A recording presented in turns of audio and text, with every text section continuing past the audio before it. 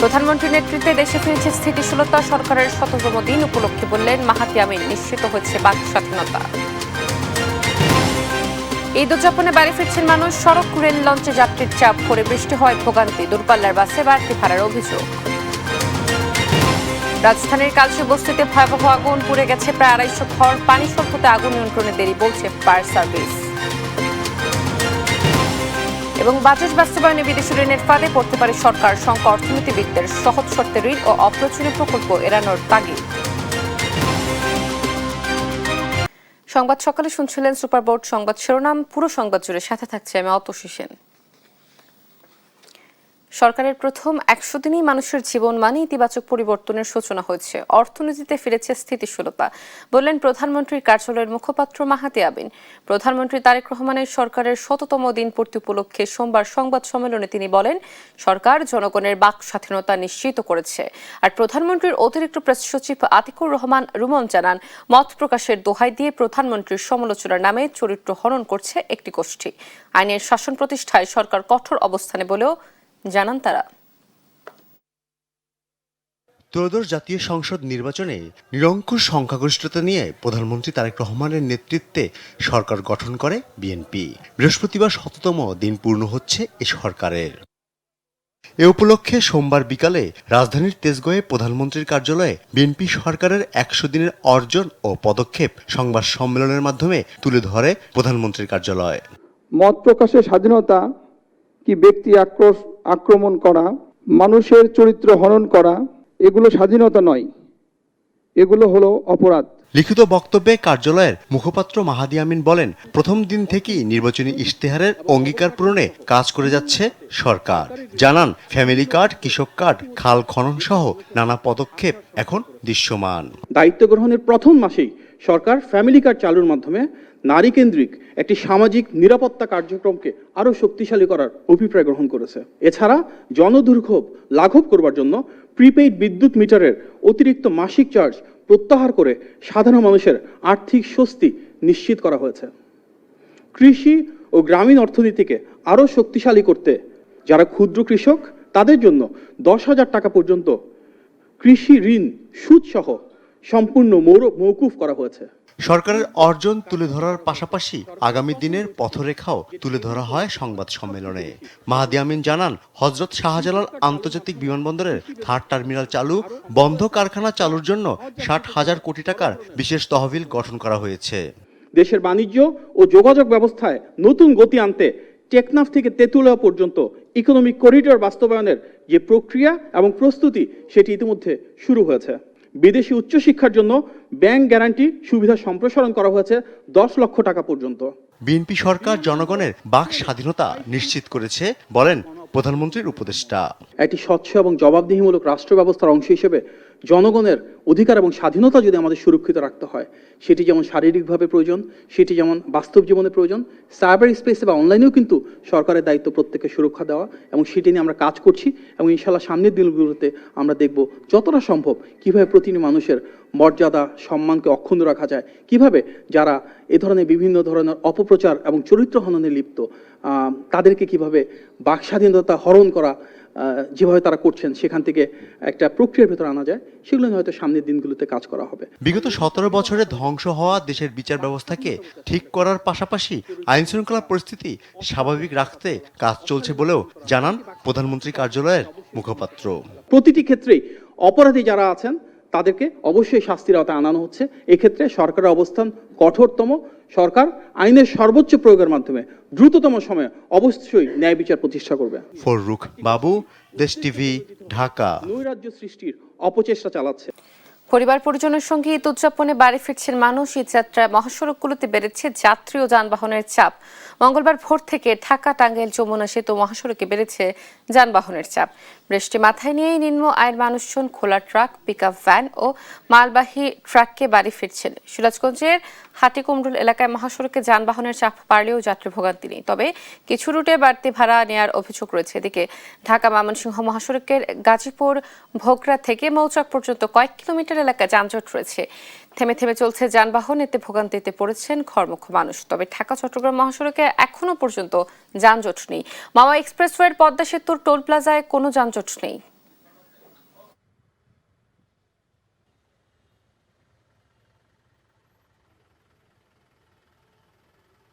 যেমন আমাদের গাড়ি ভাড়া নিত আপনার 450 থেকে 500 টাকা, মানে বগুড়া ভাড়া, সেগঞ্জ ভাড়া না। কিন্তু ঈদের সময় ভাড়া নিলে কত 1000 টাকা। বিগত সময় এখন বাস ভাড়ার তুলনামূলক একটু বেশি। আগে যখন 500 টাকা দিয়ে আসতাম, এখন সেই ক্ষেত্রে 800-900 টাকা আমাদের ভাড়া বেশি গুনতে হচ্ছে। ঈদুল আজহা ঘিরে রাজধানী ছাড়তে শুরু করেছে মানুষ। সকাল থেকেই মহাসড়কে যানবাহন ও ঘরমুখ্য যাত্রীদের চাপ রয়েছে। মহাসড়কের বর্তমান পরিস্থিতি জানাতে সিরাজগঞ্জ থেকে যোগ দিচ্ছেন সহকর্মী রাজ্জাক। যুক্ত হচ্ছি। মহাসড়কে যানবাহনের চাপ কেমন? যাত্রীরা কোনো ভোগান্তিতে পড়েছেন কিনা, কি বলছেন তারা, জানাবেন।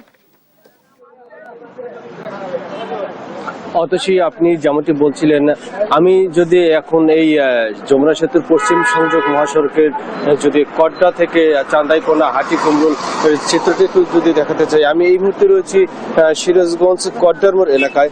আপনাকে একটা বিষয় জানিয়ে রাখি, প্রতি বছর যে ঈদ উল ফিতর এবং ঈদ উল আজহা উপলক্ষে পরিবহনের যে চাপ থাকে, এবছরে কিন্তু তার ব্যতিক্রম নয়। এবং অন্যান্য সময় স্বাভাবিক দিনের চেয়ে কিন্তু এই বর্তমান ঈদ উপলক্ষে কিন্তু 3 থেকে 4 গুণ যে গাড়ির চাপ রাস্তায় রয়েছে, কিন্তু আমরা রাস্তায় কোনো যানজটের সৃষ্টি দেখতে পাইনি। পুলিশের পক্ষ থেকে বলা হয়েছে যে উত্তরবঙ্গের যে 16 জেলা রয়েছে, সেই 16 জেলার মানুষ যেন নির্বিঘ্নে বাসার পরিবারের সাথে ঈদ কাটাতে পারে, তার জন্য কিন্তু পর্যাপ্ত ব্যবস্থা গ্রহণ করা হয়েছে। যমুনা সেতুর যে পশ্চিম মহাসড়ক রয়েছে, সয়দাবাদ, কড্ডার মোড় রয়েছে, হাটিকুমরুল, চান্দাইকোনা, এই মোট 17 কিলোমিটার রাস্তায় কিন্তু 13টি আন্ডারপাস রয়েছে। আমি যদি একটু আন্ডারপাস গুলো দেখানোর চেষ্টা করি, যে এই আন্ডারপাসের জন্য কিন্তু যানজট সৃষ্টি হয় না। এই স্থানীয় যে গাড়ি রয়েছে, সেই স্থানীয় লোকাল গাড়িগুলো কিন্তু এই আন্ডারপাসের নিচ দিয়ে চলে যাওয়ার কারণে কিন্তু যানজটের সৃষ্টি হয় না। একই সাথে আরেকটা বিষয় আপনাকে একটু জানিয়ে দিতে চাই, যে হাটিকুমরুল যে ইন্টারচেঞ্জ রয়েছে, সেই রংপুর এবং বগুড়াগামী যে পয়েন্টের যে মুখ রয়েছে, সেই সকল কাজ সম্পূর্ণ হওয়ার কারণে কিন্তু সেই কোনো বাধা ছাড়াই কিন্তু সকল গাড়ি এখন আন্ডারপাস দিয়ে পার হয়ে যাচ্ছে, যার কারণে এই বছর কোনো যানজটের আশঙ্কা নেই, এমনটাই জানিয়েছেন কর্তৃপক্ষ। এবং যমুনা সেতু কর্তৃপক্ষের সাথে আমরা কথা বলেছি, তারা জানিয়েছে যে গত 24 ঘন্টায় স্বাভাবিক দিনের চেয়ে 3 থেকে 4 গুণ বেশি যানবাহন পারাপার হয়েছে। যা এখন পর্যন্ত সকাল থেকে আমরা কয়েকটি স্পটে ঘুরে দেখেছি এবং এখানে কোনো যানজটের সৃষ্টি হয়নি। তো সিরাজগঞ্জ থেকে এই ছিল আমার কাছে সর্বশেষ ঈদ যাত্রা পরিস্থিতি। ফিরে যাচ্ছি স্টুডিওতে। অতিশী। রাজাক, ধন্যবাদ আপনাকে। দর্শক, এই যাত্রাকে ঘিরে মহাসড়কের পরিস্থিতি সম্পর্কে জানাচ্ছিলেন আমাদের সহকর্মী। এই যাত্রায় সড়কে যেন মৃত্যুর মিছিল। সোমবার ভোর থেকে 8 জেলায় সড়ক দুর্ঘটনায় 32 জনের মৃত্যুর খবর পাওয়া গেছে। সকালে ঢাকা টাঙ্গাইল যমুনা সেতু মহাসড়কে রড বোঝাই ট্রাক উল্টে এতে বাড়ি ফেরা 17 জনের মৃত্যু হয়েছে। এই ঘটনায় গুরুতর আহত হন আরো 6 জন। এদিকে আলাদা দুর্ঘটনায় বগুড়ায় 4, কিশোরগঞ্জে 3, সিরাজগঞ্জে 3 এবং মুন্সিগঞ্জ, গোপালগঞ্জ, গাইবান্ধা, নোয়াখালী ও টাঙ্গাইলে 1 জন করে মারা গেছে। পরিবারের সঙ্গে ঈদ উদযাপনে স্বল্প খরচে রড বোঝাই ট্রাকে চেপে চট্টগ্রাম ও ফেনী থেকে বাড়ি ফিরছিলেন বেশ কয়েকজন শ্রমজীবী মানুষ। সোমবার ভোর 4:30টার দিকে ঢাকা টাঙ্গাইল যমুনা সেতু মহাসড়কের কালিহাতী উপজেলার সরাতৈল এলাকায় পৌঁছালে ট্রাকটি উল্টে খাদে পড়ে যায়। এতে ট্রাকের নিচে চাপা পড়ে ঘটনাস্থলেই মারা যান 15 জন। পরে হাসপাতালে চিকিৎসাধীন অবস্থায় আরও 2 জনের মৃত্যু হয়। আমাদের ওই 100 ব্যবস্থা করতাম, আমার এক সালা মারা গেছে আর 100 পাটনা লোক মারা গেছে চাপানগঞ্জের। আমি নিজে ছিলাম গাড়িতে। 18 জনের মনে করো পাশাপাশি গ্রামের বাড়ি। নিহত 17 জনের মধ্যে 13 জনের বাড়ি নওগাঁ জেলার মান্দা উপজেলার ভারসো ইউনিয়নের রাজেন্দ্রবাটি ও চিকলাভোলা গ্রামে। অন্যদিকে টাঙ্গাইলের কালিহাতীতে একটি বালু বোঝাই ট্রাক মোটরসাইকেলকে চাপা দিলে ঘটনাস্থলেই আরোহীর মৃত্যু হয়। এই গাড়িটা হচ্ছে আপনার ট্রাকবাহী একটা ছিল, যাত্রী নিয়ে আসছিল এবং এখানে রড ছিল, রডের উপরে ট্রিপল ছিল এবং ট্রিপলের উপরে হচ্ছে আপনার প্যাসেঞ্জারগুলো ছিল। আমরা 15 জনকে নিহত অবস্থায় পাই আর 6 জনকে জীবিত অবস্থায় পেয়ে আমাদের অ্যাম্বুলেন্স দ্বারা টাঙ্গাইল মেডিকেল কলেজ হাসপাতালে আমরা প্রেরণ করি। ঢাকা পাবনা মহাসড়কের সিরাজগঞ্জের শাহজাদপুরে পৃথক সড়ক দুর্ঘটনায় মা মেয়ে সহ 3 জন নিহত হয়েছেন। এ সময় অন্তত 4 জন আহত হন। ভোররাতে ঢাকা মাওয়া এক্সপ্রেসওয়ের মুন্সিগঞ্জের শ্রীনগরে সড়ক দুর্ঘটনায় ট্রাকের হেলপার নিহত হয়েছেন। বগুড়ায় ঈদের ছুটিতে মোটরসাইকেলে করে গ্রামের বাড়ি যাওয়ার পথে ঢাকা রংপুর মহাসড়কে অজ্ঞাত গাড়ির ধাক্কায় মোটরসাইকেল আরোহী বাবা মেয়ে নিহত হয়েছেন। এ সময় মা আয়েশা বেগম গুরুতর আহত হন। এদিকে বিকেলে বগুড়ার কাহালু উপজেলার কাজীপাড়া এলাকায় বাসের ধাক্কায় রিকশাযাত্রী মা ও মেয়ে নিহত হয়েছে।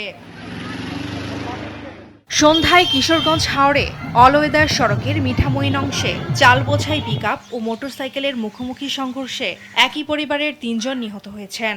নিহতরা হলেন মিঠামইন উপজেলা সদরের মহিষারকান্দি গ্রামের মনির হোসেন, তার স্ত্রী মুন্নি আক্তার ও তাদের ছেলে মোহাম্মদ আয়ান।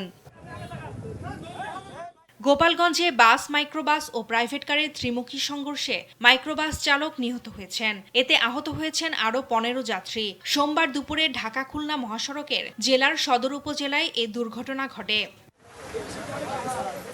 এদিকে গাইবান্ধায় সড়ক দুর্ঘটনায় অবসরপ্রাপ্ত সাবেক অতিরিক্ত জেলা ও দায়রা জজ এম এ আওয়াল সরকার ও নোয়াখালীতে পোল্ট্রি খাদ্য বোঝাই একটি গাড়ি উল্টে রহিমুল্লাহ নামে এক খামারির মৃত্যু হয়েছে। ফারজানা আফরোজ টুম্পা, নিউজ ডেস্ক, দেশ টিভি। এই যাত্রা এবার রাজবাড়ী দৌলতদিয়া ফেরিঘাটের পরিস্থিতি জানাতে যোগ দিচ্ছেন আমাদের সহকর্মী মেহেদি হাসান। যুক্ত হচ্ছি। মেহেদি, লঞ্চ ঘাটে যাত্রী চাপ কেমন দেখছেন? কোনো ভোগান্তি পোহাতে হচ্ছে কিনা যাত্রীদের জানাবেন।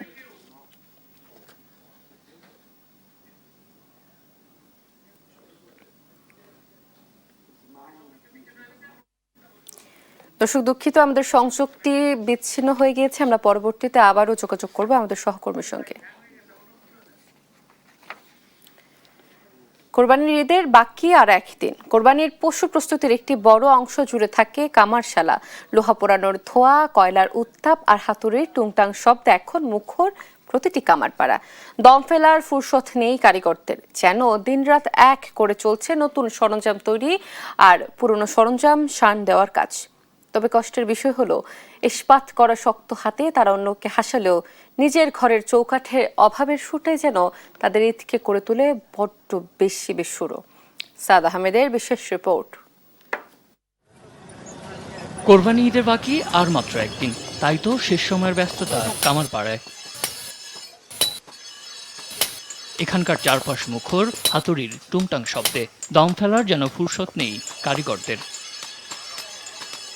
রাত জেগে লোহা পোড়ানো আর হাতুড়ির পিটুনিতে যাদের হাতে তৈরি হয় কোরবানি পশু জবাই ও মাংস প্রক্রিয়াজাতের সরঞ্জাম, তাদের ঘরের চৌকাটে অভাবের সুরটাই যেন বড্ড বেশি বেসুরো।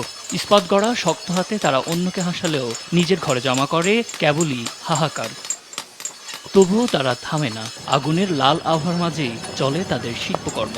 বছরের এই একটা সময় কামাররা সবচেয়ে বেশি ব্যস্ত থাকেন মানসম্মত সরঞ্জাম তৈরিতে। ঘাম ঝরান অভিজ্ঞ কারিগররা। ঈদের রাতের দিনে সব সময় কাজ চলতে আছে, করতে আছে, সবে কাজে ব্যস্ত। এদের সিজনটা বছরের মাথায় একটা সিজন, সপ্তাহ 10 দিন থাকে, 15 দিন থাকে, এটা একটা আনন্দ। অন্যান্য বছরের এই বছর কাজের চাপ বেশি, এরপর বেচা কিনাও বেশি আল্লাহর মধ্যে। নামাজের পরে এরপর খাওয়া দাওয়ার পরে ফলন নিয়ে ঘুরতে ফিরে যায়।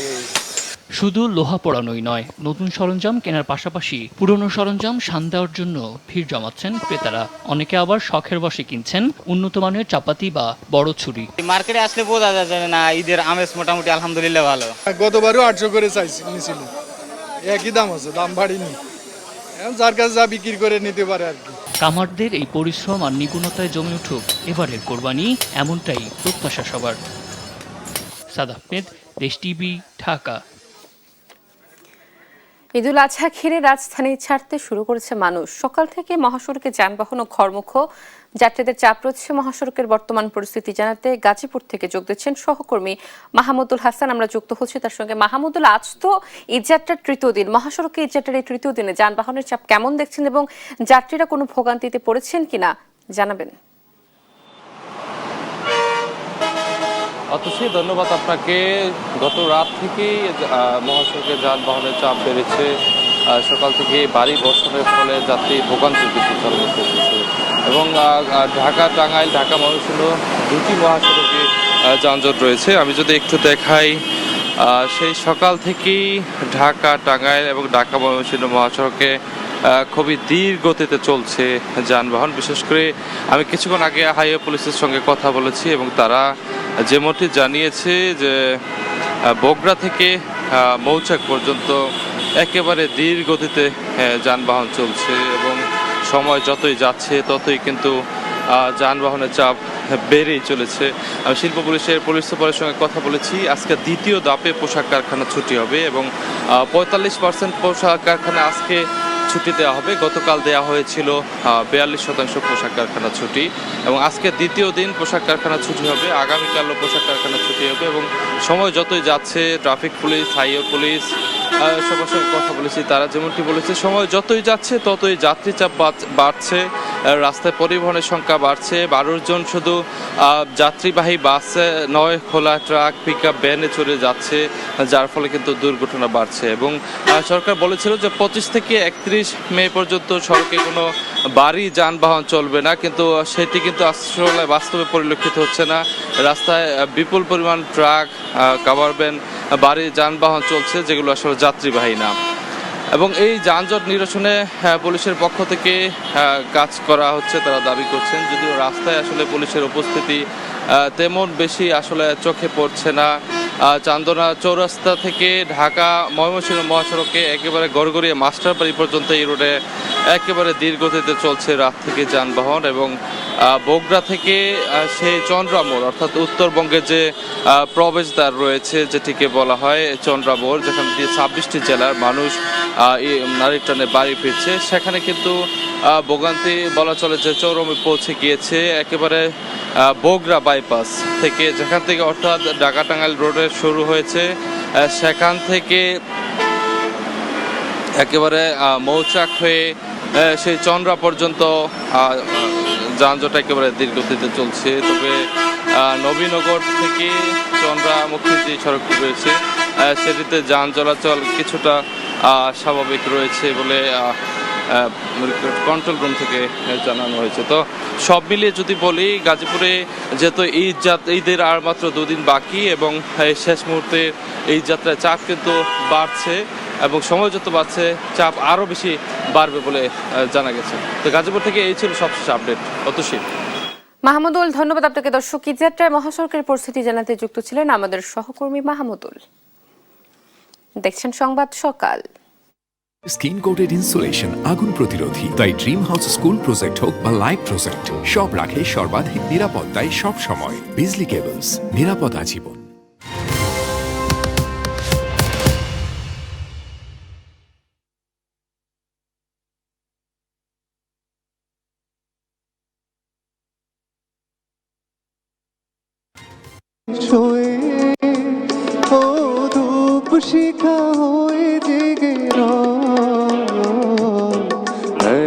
এবার 2026-27 অর্থ বছরের বাজেট বিশ্লেষণ।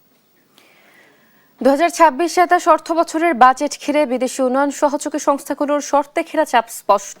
ভঙ্গুর অর্থনৈতিক পরিস্থিতি উত্তরণে আগামী বাজেটে এসব সংস্থা থেকে 1,10,000 কোটি টাকা ঋণ নিতে যাচ্ছে সরকার। এমন বাস্তবতা অর্থনীতিবিদরা বলছেন, ঋণ পরিশোধের সক্ষমতার তুলনায় অতিমাত্রায় বিদেশি ঋণ নেওয়ার প্রবণতায় ঋণের ফাঁদে পড়তে পারে সরকার।